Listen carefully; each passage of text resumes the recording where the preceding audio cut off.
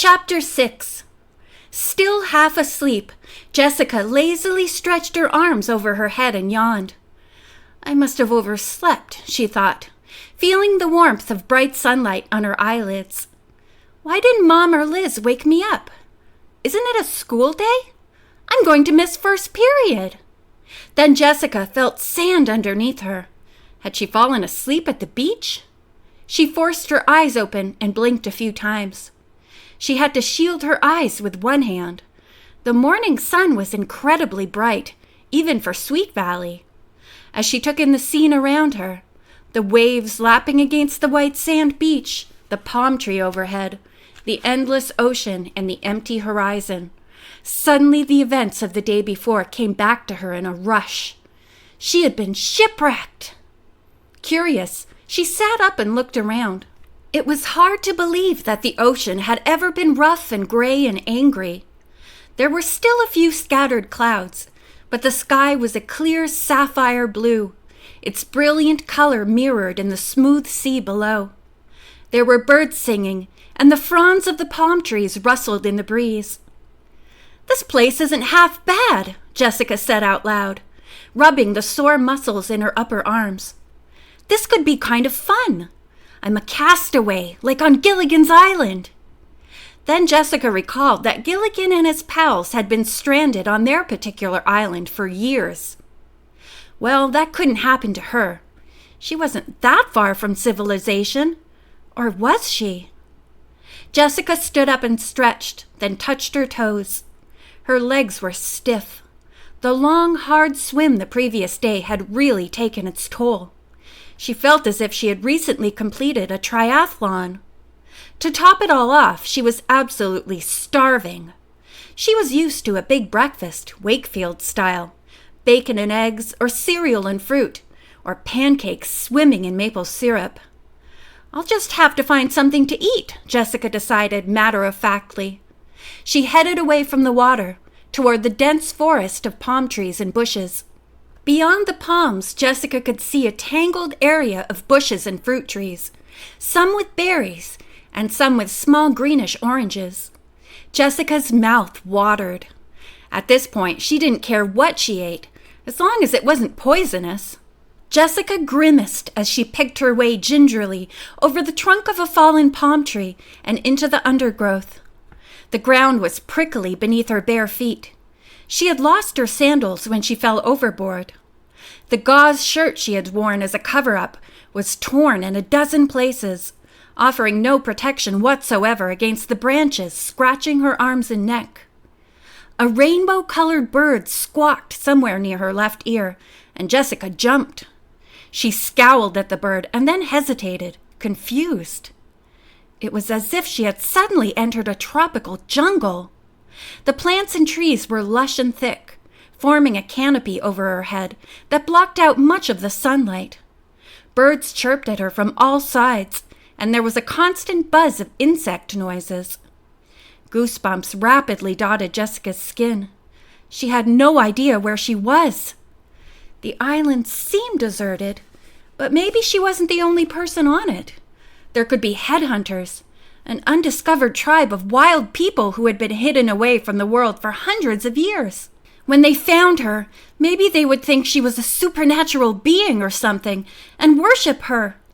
Or maybe they would sacrifice her in some barbaric ritual. Maybe they were cannibals. Then they'd eat her. Jessica was about to turn and sprint back to the beach when she heard a rustling in the bushes ahead of her.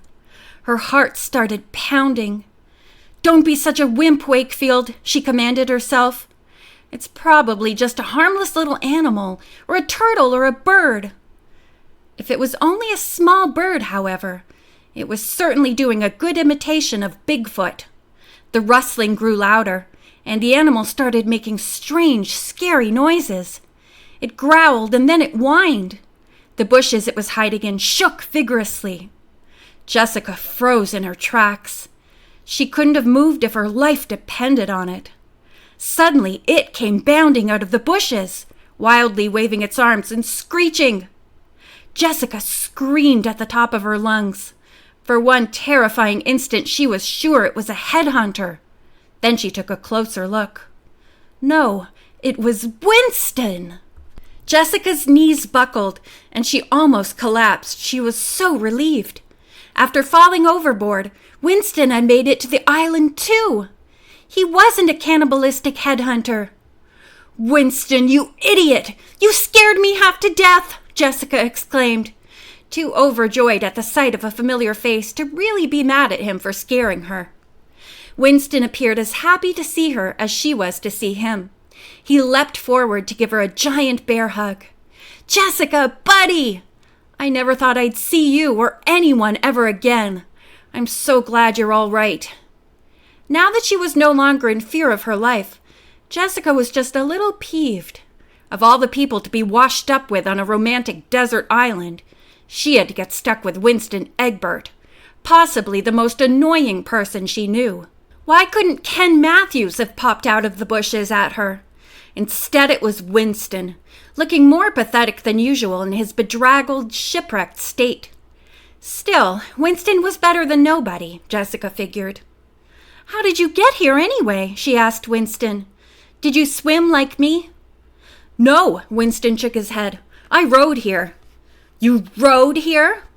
"Yeah, after we capsized, I managed to grab the lifeboat and one of the oars," Winston explained, sounding proud of himself. "I turned it right side up again and looked all over for you, but by then you disappeared. So I just rowed, and rowed, and rowed," he shrugged, "and I landed here." "The lifeboat!"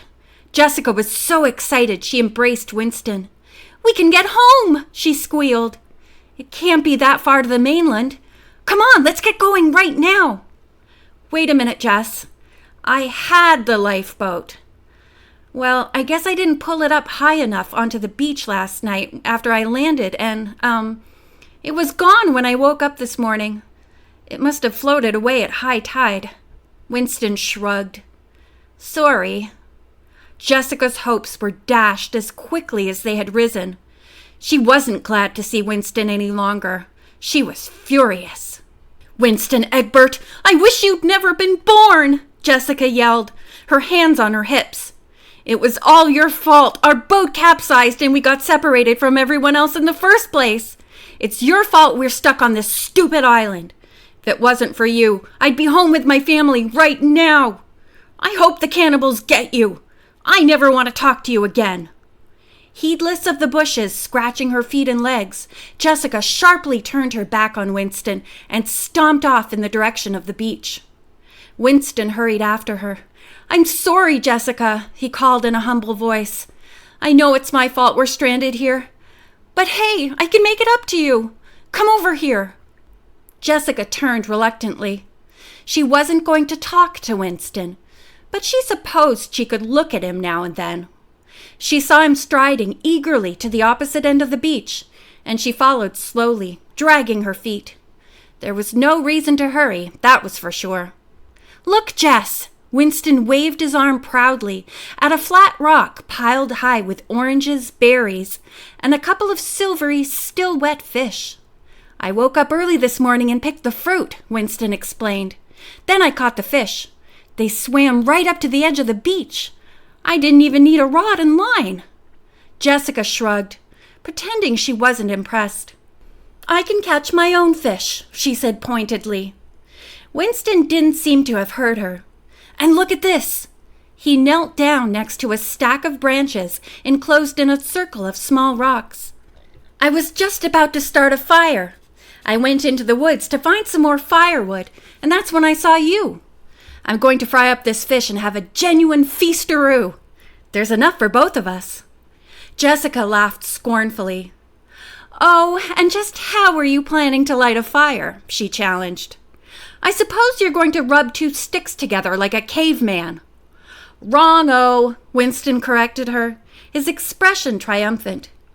"I happen to have saved the little waterproof emergency package that was zipped in the pocket inside the lifeboat. It's got everything. Band-aids, a Swiss Army knife, matches." With a humph, Jessica turned her back on Winston again and marched to the other end of the beach.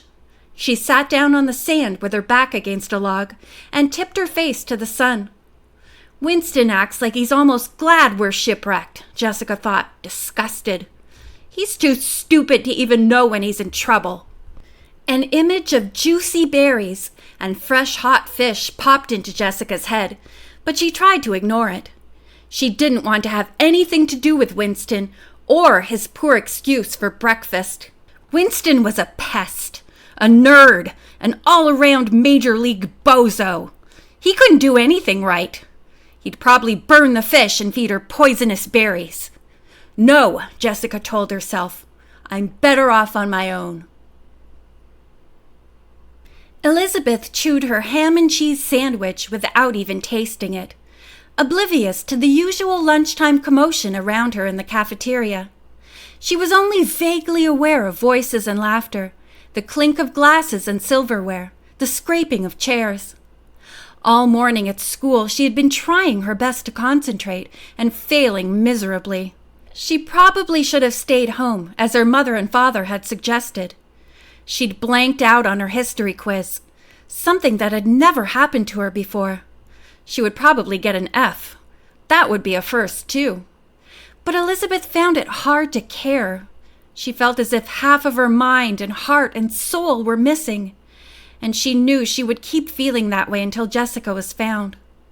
I hate to see such good food go to waste, Jeffrey teased, as Elizabeth pulled a plastic bag of homemade oatmeal raisin cookies out of her lunch bag and then pushed them away. Elizabeth forced a smile for Jeffrey's benefit. She knew how hard he was trying to cheer her up. They're all yours, she offered. Jeffrey took a cookie and munched it with a satisfied expression. Here come some more sympathizers, Liz, Enid warned Elizabeth. Elizabeth looked up from the table with a resigned sigh. All morning long, people had been staring at her, in her classes and in the halls. She knew they weren't just curious stares. She knew the other students felt for her and what she must be going through, but still it made her skin crawl. It was as if people were already thinking, there goes Elizabeth Wakefield, the girl whose twin sister was drowned during that science class field trip. But Jessica hasn't drowned, Elizabeth reminded herself. It's just going to take the Coast Guard a while to locate them.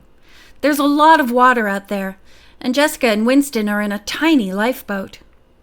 Elizabeth, Enid, and Jeffrey had chosen an out-of-the-way corner table in the lunchroom because Elizabeth hadn't felt much like socializing. But they had been spotted anyway, and as Enid observed, the gang was trooping over. Kara, Amy Sutton, Ken, Aaron, Robin Wilson, and Bruce Patman. Once everyone had pulled up a chair, there was quite a crowd around the small table. Robin Wilson, who was co-captain of the cheerleading squad with Elizabeth, was the first to speak. Liz, I don't know what to say, she began, giving Elizabeth's hand an awkward pat. I'm going crazy worrying about Jess and Winston. I can imagine how you must feel. It's no picnic, Elizabeth said with a feeble attempt at lightheartedness. Even wealthy, arrogant Bruce Patman was wearing a solemn expression. It shouldn't have happened, he declared, with the confidence of someone whose family owned a whole fleet of yachts. Obviously, that charter boat wasn't seaworthy. It was an accident, Ken assured him. I know something about boats, and I think it could have happened to any boat. The waves and the wind were just tearing the thing apart. I just can't believe it, said Amy Sutton. I almost went on that field trip. I'm so lucky I didn't. I could be out there with Jessica in the middle of the Pacific Ocean right now. She shivered. Elizabeth shook her head. Trust Amy to worry about herself instead of one of her best friends, she thought. She wished they would change the conversation to something else. But she understood that talking about Jessica and Winston helped ease the tension everyone was feeling. It's pretty freaky, Ken agreed. It all happened so fast. I was talking to Jessica right before we had to jump ship. He smiled, remembering. She was being lively and funny, her typical self, and then he lifted his broad shoulders in a helpless gesture. She was gone. It's just not the same without them around, Aaron observed. That crazy Winston, he was always up to something. Yeah, Bruce said. Something dumb. Aaron laughed. That's true. We were always getting on his case for being such a goof. There was a moment of thoughtful silence. We teased him something awful, didn't we? Said Kara. Maybe we gave him too hard a time now and then, Ken agreed, frowning. I know I, for one, could be pretty mean. Me too. Looking guilty, Bruce ran a hand through his dark hair. It was just so easy to harass Egbert. He was such a perfect target. I guess there's no point in beating ourselves over the head about it now, Aaron said. It's too late to go back and treat him better. Elizabeth had been playing distractedly with the gold lavalier that hung on a delicate chain around her neck. It had been a 16th birthday present from her parents, and Jessica wore an identical one. You guys are so depressing, Elizabeth exclaimed. You sound like you're at a funeral or something. I think it's a little premature to be mourning. I bet at this very moment the Coast Guard is rescuing Jessica and Winston. Bruce, Aaron, and the others exchanged nervous glances. There was another long silence. What's the matter? Jeffrey asked, looking at his best friend Aaron for an answer. Aaron raised his eyebrows. Didn't you hear? Aaron sounded so serious that Elizabeth felt her stomach turn over once or twice as she anticipated his next words. Hear what? Jeffrey demanded urgently. Aaron shifted awkwardly in his chair. We were talking with Maria Santelli before we came over here. She had just been on the phone with Winston's parents. I guess the Coast Guard contacted the Egberts, and probably your parents too, Liz. He cleared his throat. They found a lifeboat that they think was Jessica and Winston's drifting around somewhere off the coast. But no Jessica and Winston. Enid gasped, horrified. Jeffrey put his arm around Elizabeth, who collapsed limply against him. You're sure that's what they said? Jeffrey asked, hoping the others had gotten the story wrong. But they all nodded unhappily. For a few seconds, Elizabeth felt as if she had been punched in the stomach. She couldn't get any air. Then she took a deep breath, pulling herself together with a gigantic effort. The others might be ready to give up on Jessica and Winston, but she wasn't. That doesn't mean anything, she argued. There are a whole bunch of little islands out in the Pacific around Anacapa Island. The helicopters were going to check them out, too. I bet Jessica and Winston landed on one of them. A few people nodded in encouragement. No one wanted to challenge Elizabeth's hopes.